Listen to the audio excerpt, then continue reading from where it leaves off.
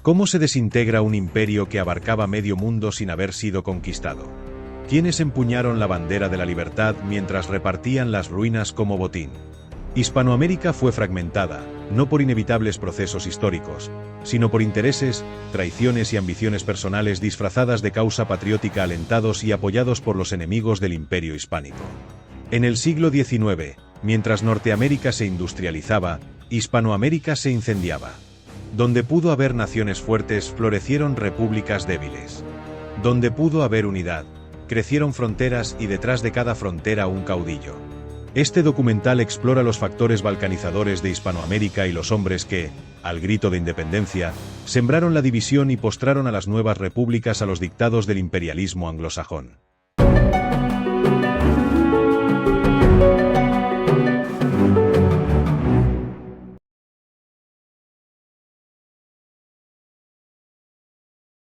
La Ciudad de México, decían los ingleses, era la más rica y espléndida del mundo.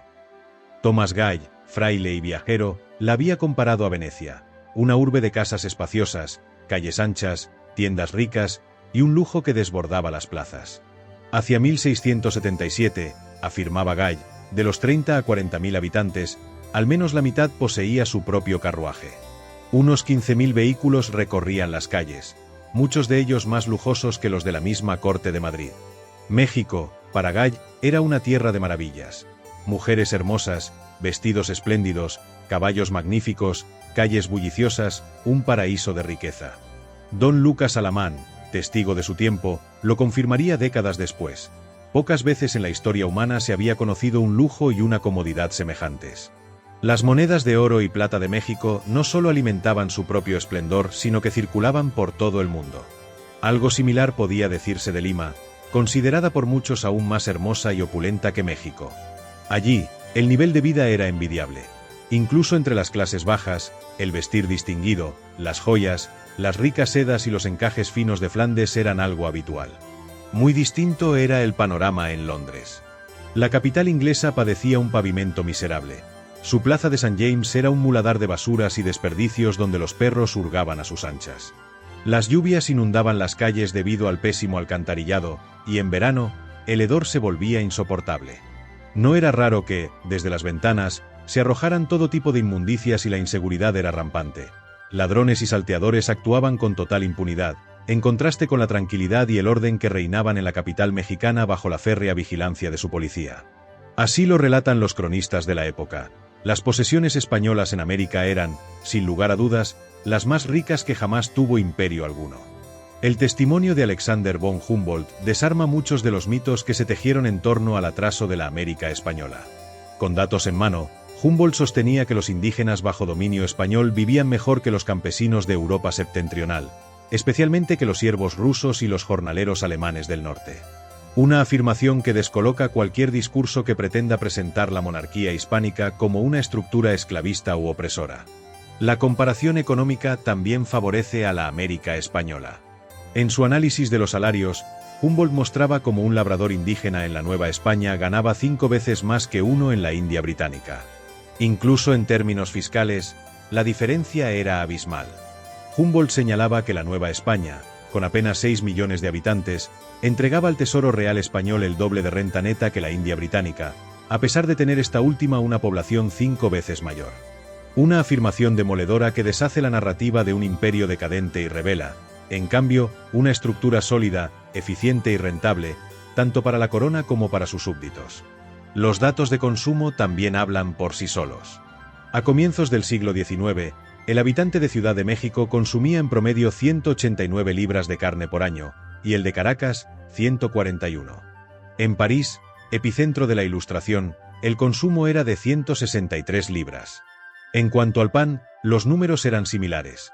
363 libras por persona en México, contra 377 en París. Y esto sin contar el predominante consumo de tortillas de maíz, base calórica de millones. La América hispánica conocía una dieta abundante, diversa y suficiente para la mayoría. Un minero en México ganaba entre 25 y 30 francos por 5 días de trabajo, mientras que su homólogo en Sajonia apenas obtenía entre 4 y 4,5 francos. Una diferencia que muestra que el sistema virreinal no se sostenía sobre la esclavitud encubierta, como tantas veces se ha querido insinuar, sino sobre un esquema de trabajo retribuido. La minería apenas representaba el 10% del PIB, y en muchos casos, como en la Nueva España, fue superada por el dinamismo del sector manufacturero, que llegó a duplicarla en importancia. Esta supremacía manufacturera no era casual. La producción minera y agrícola requería herramientas, implementos y logística, lo cual impulsó la aparición de una industria de apoyo, fabricación de herramientas, utensilios, vestimenta, insumos militares y productos de uso cotidiano. Con el tiempo, estas manufacturas dejaron de ser simples apoyos auxiliares y se convirtieron en la base de la economía interna, abasteciendo a la creciente población de los virreinatos. Así, se tejió una red de obrajes textiles, tanto urbanos como rurales, que cubrían buena parte del imperio. Se producían vidrios, jabones, velas, alimentos procesados, pólvora, cuchillos, machetes, lanzas, herraduras y un sinfín de productos. En este sistema se insertaba el monopolio comercial español, que favorecía principalmente a las manufacturas peninsulares, en especial a las catalanas y vascas, las cuales gozaban de privilegios económicos exclusivos para comerciar con determinadas zonas del imperio. Cataluña centraba sus ventas en las Antillas y el País Vasco en Venezuela. Incluso dentro de la península, estos grupos comerciales tenían prioridad frente a regiones como Castilla. Los virreinatos afianzaron su autosuficiencia productiva y comercial, desarrollando también astilleros en España y América, entre ellos el de Cuba, donde se construyó el buque más grande del mundo en su tiempo, el Santísima Trinidad, conocido como el Escorial de los Mares. No obstante, esta prosperidad tenía una sombra: las guerras europeas. Los conflictos de España contra otras potencias resultaron en deudas, bancarrotas y una enorme presión fiscal, aunque estas crisis afectaban principalmente a la península, no a Hispanoamérica, que mantenía una economía más estable y autónoma. Las minas, por ejemplo, eran propiedad de peninsulares y criollos locales, no de extranjeros como ocurre hoy. Y contra la imagen popular, los indígenas también podían ser propietarios. Desde el siglo XVI, Carlos V protegió el derecho de los indios sobre las minas que descubriesen, sin que los españoles pudieran expropiarlas legalmente. Durante el siglo XVIII, bajo los Borbones, la producción de plata aumentó de forma espectacular, lo cual generó críticas por extractivismo. Sin embargo, este auge no se debió al látigo, sino a políticas económicas inteligentes. Exenciones fiscales para maquinaria y herramientas mineras, reducción del precio del mercurio y la pólvora, materiales esenciales para el procesamiento de plata, y rebaja del impuesto del quinto real, el cual pasó de un 20% original a apenas el 10%.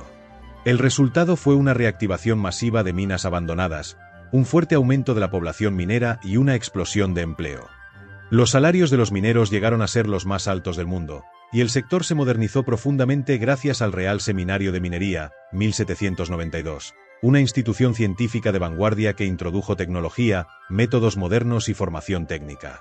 Este avance no fue aislado. En 1778, la relajación del monopolio comercial español permitió la creación de un mercado común hispano, donde los distintos puertos del imperio podían comerciar libremente entre sí, sin necesidad de recurrir al contrabando. Todo ello se conectaba, además, a una red de comercio global, la primera verdadera globalización, que enlazaba España, América y China a través del galeón de Manila. La conquista de Filipinas permitió realizar un comercio muy lucrativo con la ruta Manila-Acapulco. Las embarcaciones se construían en Bagatao, Filipinas, o en Autlán, México, que contaba con los astilleros más impresionantes e innovadores del mundo. Gracias a la plata mexicana se podían comprar casi todos los artículos suntuosos fabricados en Asia a un precio muy barato y venderlos luego en América y Europa, con un margen de ganancia fácilmente superior al 300%. La reducción de aranceles sobre acero, hierro, pólvora, sal, alambre y otros insumos también abarató los costos de producción. Así, la economía del Imperio Español se integró y modernizó, generando riqueza, movilidad social y prosperidad interna.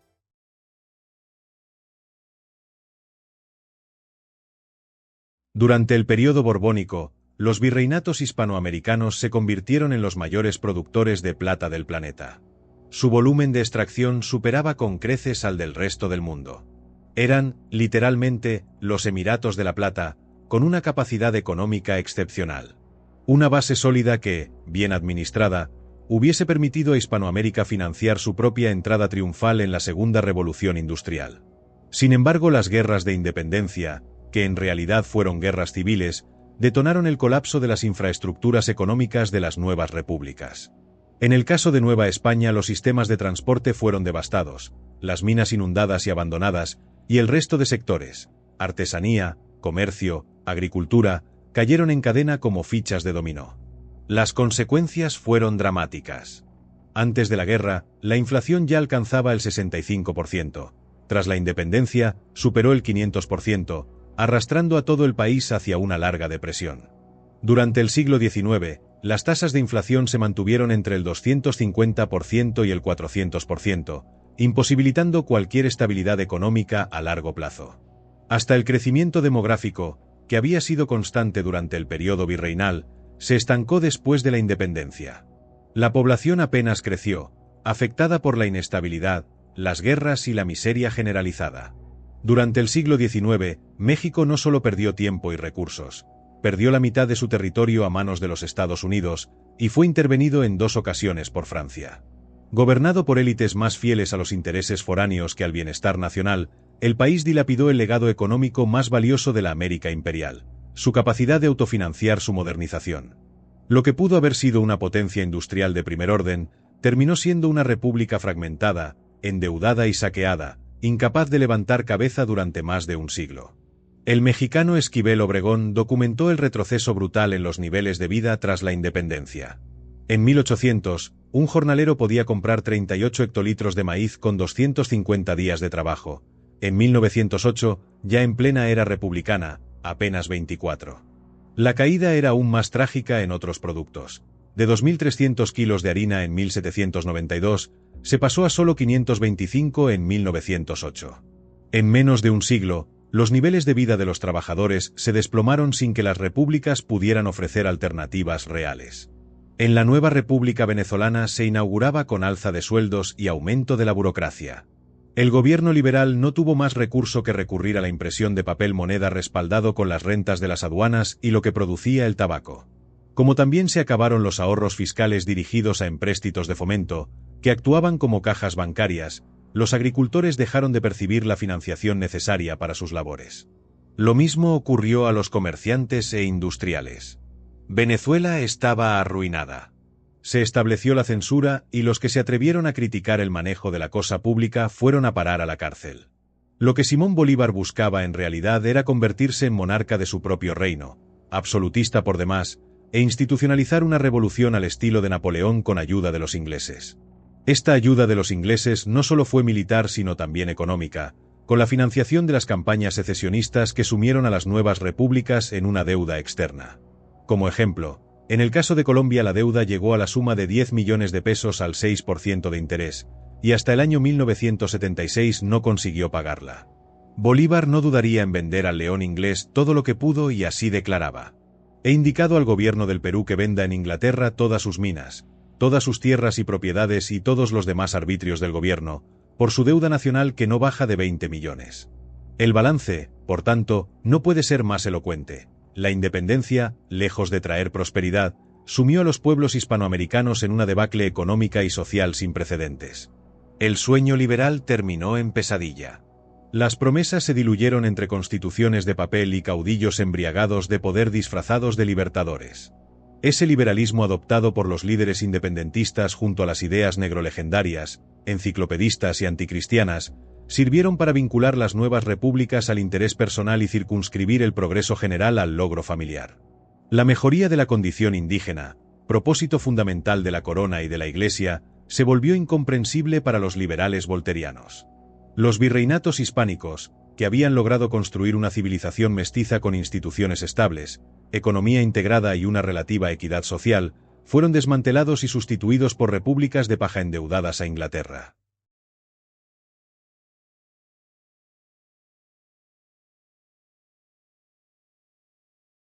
Inglaterra, la cuna del liberalismo económico, era en realidad una isla miserable, pobre y rezagada. Un rincón periférico de Europa, donde los ingleses vivían de una sola cosa: la exportación de lana en bruto. Ni siquiera controlaban el negocio. Los verdaderos amos del comercio eran los banqueros lombardos, instalados en la ahora célebre Lombard Street, en Londres. ¿Cómo logró desarrollarse una Inglaterra dependiente y convertirse en una potencia mundial? Fue Isabel I, la reina que viró el rumbo de la historia inglesa. En lugar de confiar en el supuesto equilibrio natural del mercado, intervino aplicando una política económica proteccionista.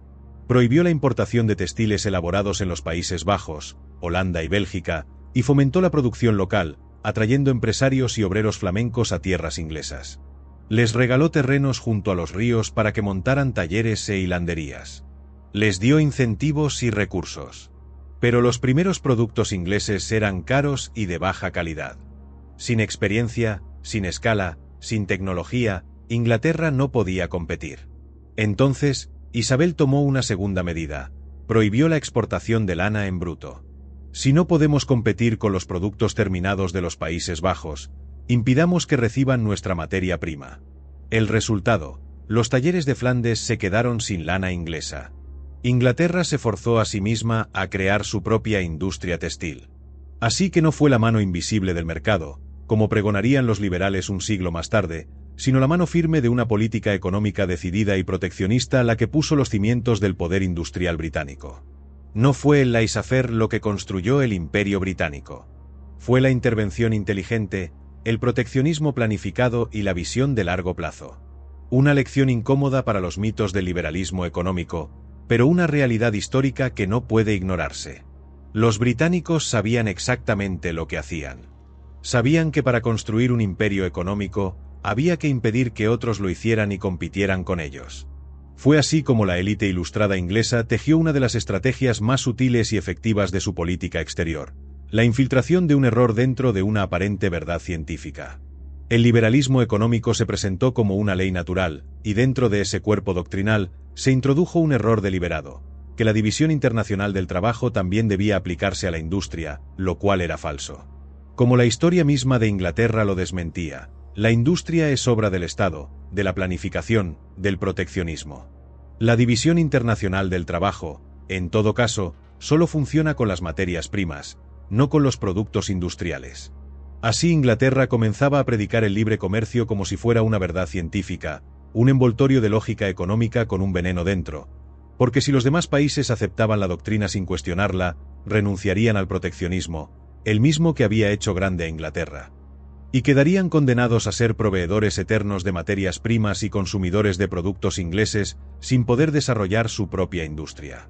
Una bomba encubierta en un dogma creado para mantener a raya a los competidores del futuro.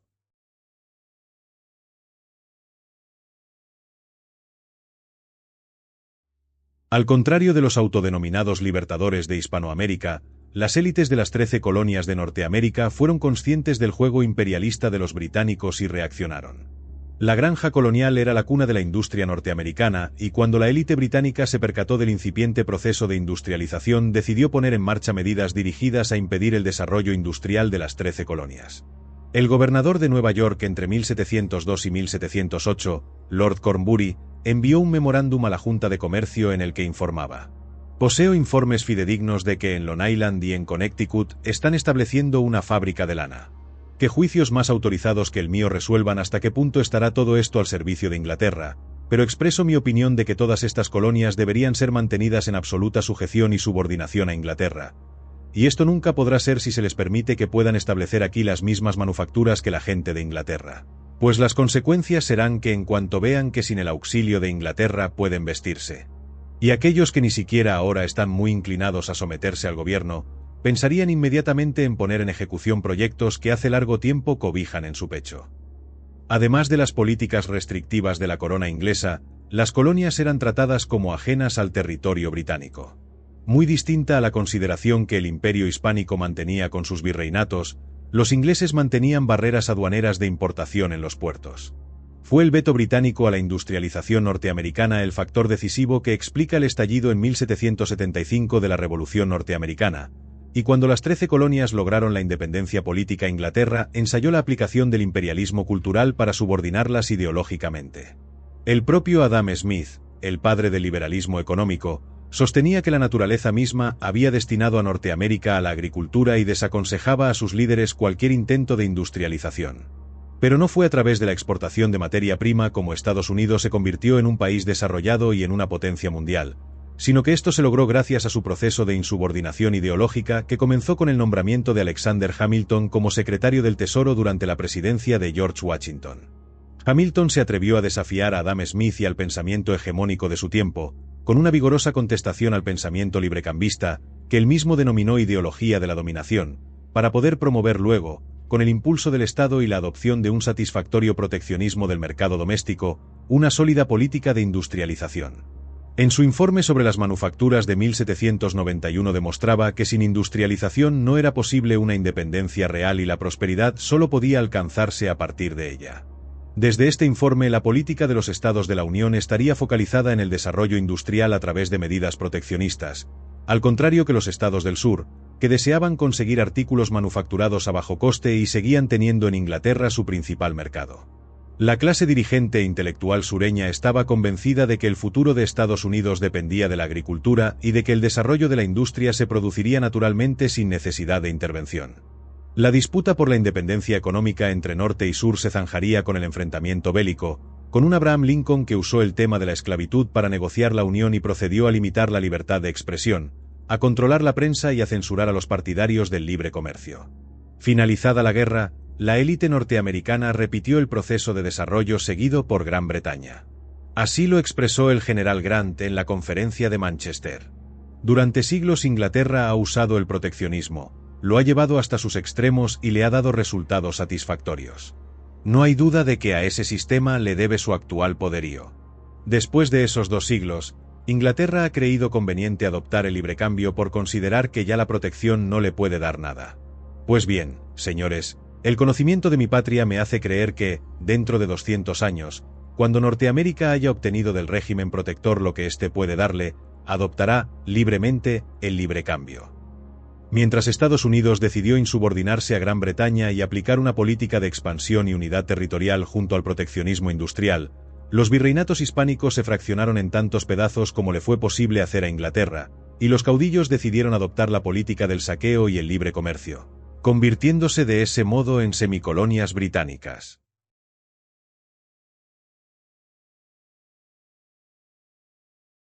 Un cambio lento, pero profundo, se gestó durante décadas. Un distanciamiento cultural y espiritual entre criollos y peninsulares, alimentado por las nuevas ideas filosóficas del enciclopedismo y el racionalismo ilustrado. Lo que antes unía, ahora separaba. 2 mundos distintos compartiendo un mismo imperio, pero cada vez más ajenos entre sí. El liberalismo rompía un viejo contrato, mientras sellaba el inicio de una revolución. Joaquín de Mosquera Figueroa, administrador neogranadino, informaba de la situación al rey Fernando VII. Fueron los españoles, Majestad, los encargados de llevar a América los ideales masónicos de una igualdad abstracta que nadie allí aceptaba, pues las igualdades reconocidas eran las que existían ante la ley. También llegaron ciertos franceses, deportados a América tras convertirse en prisioneros de España, procedentes de Santo Domingo y de Trinidad, cuando esta última cayó en manos inglesas. Las causas de la rebelión en la Nueva Granada, Majestad, no fueron inicialmente ideológicas, sino culturales. Francisco de Miranda, el revolucionario venezolano que luchó en la Guerra de Independencia de los Estados Unidos y la Revolución Francesa, en una de sus cartas a Juan Vicente Bolívar, padre de Simón Bolívar, le manifestaba su sentimiento independentista. Llamado por vosotros en 1781 al socorro de la patria, creí que el mejor partido era sufrir aún por algún tiempo, y aguardar con paciencia la independencia de las colonias angloamericanas, que sería, en lo venidero, el preliminar infalible de la nuestra. Miranda, al igual que Bolívar, estaba imbuido en el enciclopedismo francés mezclado con una irrefrenable admiración hacia la nación inglesa y sus instituciones. Ambos eran masones, y actuaron como agentes británicos. Miranda fundó en Londres la logia La Gran Reunión Americana. Pero antes de soñar con repúblicas, ya había sido acusado por la justicia española por apropiación indebida de fondos de la Real Hacienda y por tráfico ilegal de mercancías. Más tarde se convirtió en informante de la corona británica. Al general inglés Abercrombie le entregó un informe completo sobre las fortificaciones de Cartagena de Indias y al ministro británico William Pitt le llevó documentos secretos sobre el estado militar de los dominios españoles en América. A Inglaterra le ofreció pagar su deuda nacional con las riquezas que podrían obtenerse del comercio con las colonias españolas, y propuso una unión política de América subordinada a la corona británica. Además, Miranda sugirió que los territorios insulares españoles, como Puerto Rico, Trinidad y Margarita, podían ser ocupados militarmente por Inglaterra o por los Estados Unidos. Así se ofrecía América en bandeja, mientras se hablaba de independencia. A la subordinación intelectual de las élites criollas, fascinadas por Napoleón y decididas a imitarlo, se sumaban a anteriores tensiones políticas. La expulsión de los jesuitas, la debilitación de la Iglesia católica como eje educativo y cultural, y la sustitución progresiva del derecho natural por las nuevas corrientes racionalistas ilustradas, marcaron el inicio de un proceso de disolución profunda. La puerta de las insurrecciones comenzaba a entreabrirse. La Compañía de Jesús, otrora baluarte de la lealtad española, había cambiado radicalmente. Con sus miembros secularizados por orden pontificia, muchos jesuitas se convirtieron en instigadores abiertos contra la autoridad real. En 1772 se publicaba el libro Año 2440, en el que se planteaba una sociedad sin monarquías y de corte esencialmente socialista. En Europa, los jesuitas ya eran decididos abanderados de la revolución contra España. La situación de debilidad del Estado español con la invasión napoleónica sería aprovechada para asestar el golpe secesionista en América. El jesuita Juan Pablo Vizcardo y Guzmán, nacido en Arequipa, escribía una encendida proclama independentista en la que declaraba: «La Corte de España ve con el mayor pavor aproximarse el momento que la naturaleza, la razón y la justicia han prescrito para emanciparse de una tutela tan tiránica. El valor con que las colonias inglesas de América han combatido por la libertad, de que ahora gozan gloriosamente, cubre de vergüenza nuestra indolencia». La situación en la península era la de mirar a Londres en lo económico y a París en lo cultural. El término afrancesado, que surgió durante el reinado de Carlos III, se utilizaba para designar a aquellos españoles que asumieron los ideales de la Ilustración francesa y que apoyaron la invasión napoleónica. El Borbón Carlos III abrió las puertas al liberalismo francés revolucionario y anticristiano, influido por sus ministros, amigos personales de Voltaire y de los ideólogos enciclopedistas. En 1810, el año en que las crisis comenzaron a agudizarse, el 55% de los ingresos de la corona provenía de América. Pero había una amarga realidad. Desde 1803, gran parte de esos recursos fluían hacia Francia. Un tratado obligaba a España a pagar a Napoleón 72 millones de francos en oro a cambio de mantener su neutralidad frente a Inglaterra.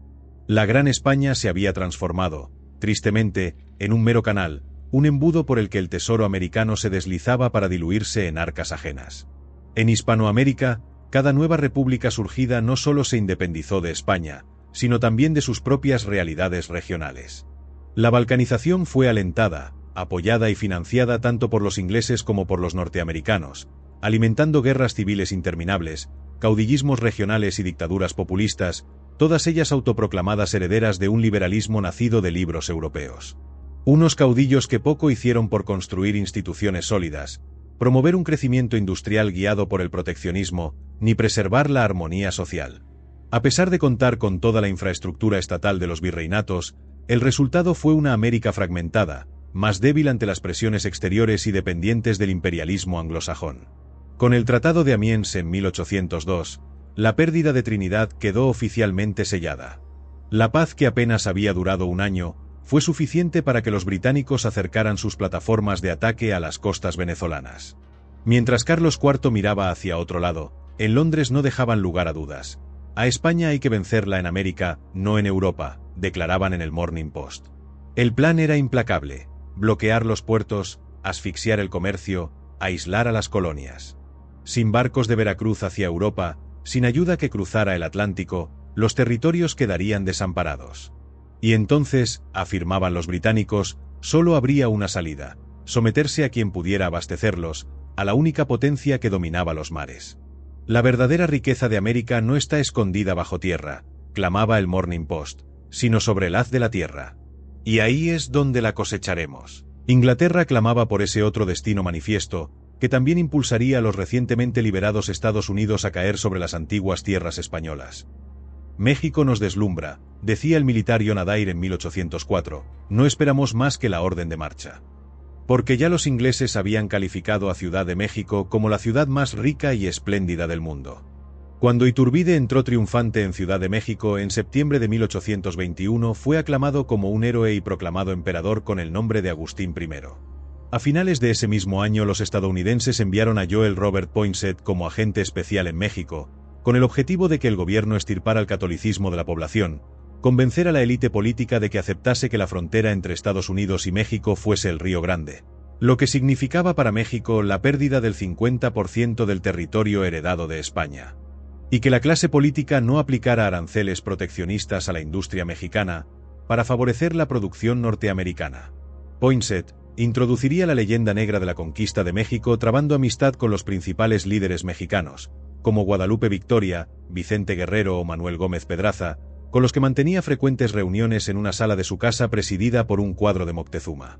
También estuvo implicado en el proceso separatista en Chile y llegó a redactar una constitución para el futuro Estado chileno, ejerciendo una decisiva influencia en su amigo personal José Miguel de la Carrera y Verdugo, uno de los impulsores de la independencia de Chile. Por su parte, Bolívar había remarcado que, para Colombia se necesita un ejército de ocupación para mantenerla en libertad, los veteranos se llevan amarrados al enemigo, pues había que llevar de esta manera, y a punta de bayoneta, a los reclutas para luchar contra España. Esos infelices eran desamarrados poco antes de iniciarse la batalla y ya con el enemigo enfrente. Bolívar, a 3 meses de su muerte, escribió a su amigo Estanislao Vergara: «Créame usted, nunca he visto con buenos ojos las insurrecciones, y últimamente he deplorado hasta la que hemos hecho contra los españoles». Así, el proyecto emancipador, en lugar de madurar en una continuidad natural de la tradición hispánica adaptada a nuevos tiempos, se perdió en el laberinto de las ideologías ajenas. La historia terminó revelando que no toda ruptura es progreso, ni todo cambio es liberación, y que muchas veces, los pueblos más ansiosos por imitar modelos foráneos terminan siendo los más cruelmente desarraigados.